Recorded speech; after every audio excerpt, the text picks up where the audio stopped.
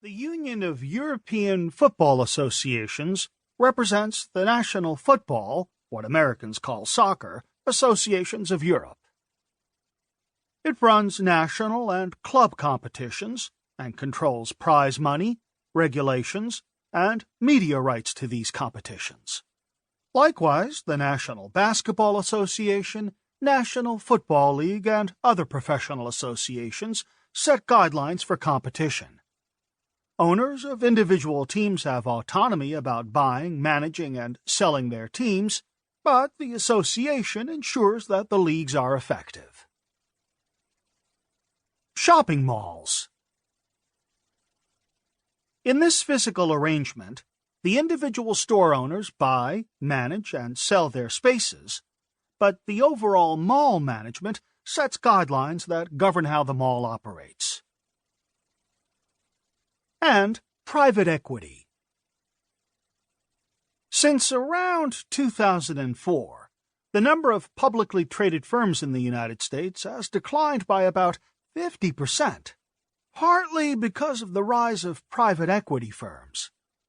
These firms create a fund, acquire companies, and set about to transform them.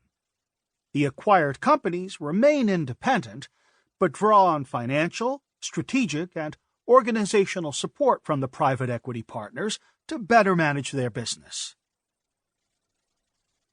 In each of these cases, condos, sports associations, malls, and private equity firms, the bigger organization manages the independent units while offering oversight and resources that make the whole more valuable than the individual parts. A condo is worth more if the condo building is well maintained. The individual sports teams gain value through wise association governance. Well-managed malls attract more customers for individual store owners. Acquired companies who avail themselves of the financial, strategic, and organizational support of the private equity partners become more successful. This chapter focuses on how to structure the market-oriented ecosystem through organizational design choices that build the right skeleton to sustain and scale critical ecosystem capabilities. Too often, organizational reinvention starts here, with a focus on organization morphology.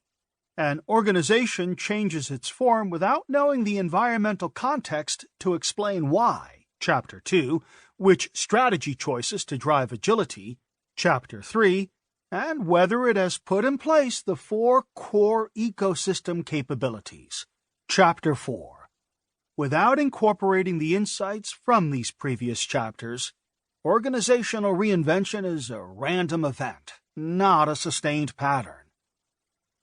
To redesign the organization, we will introduce the 3 building blocks of the market-oriented ecosystem: platform, cells, and allies.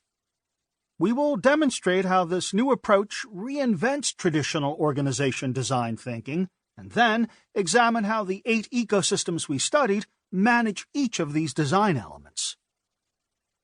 As a leader, you do not need to become an organizational design aficionado, but you should recognize organizational design choices to better deliver the 4 key capabilities of external information, customer, innovation, and agility.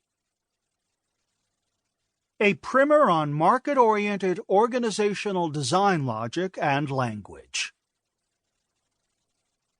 Market-oriented ecosystems organize through platforms, cells, and allies to deliver critical capabilities. Platforms. These building blocks provide an ecosystem's various cells with valuable common activities and resources, for example, user traffic, big data, cloud computing, R&D, supply chains, logistics, and customer services to succeed in their respective markets. They enable the cells to focus on their core activities.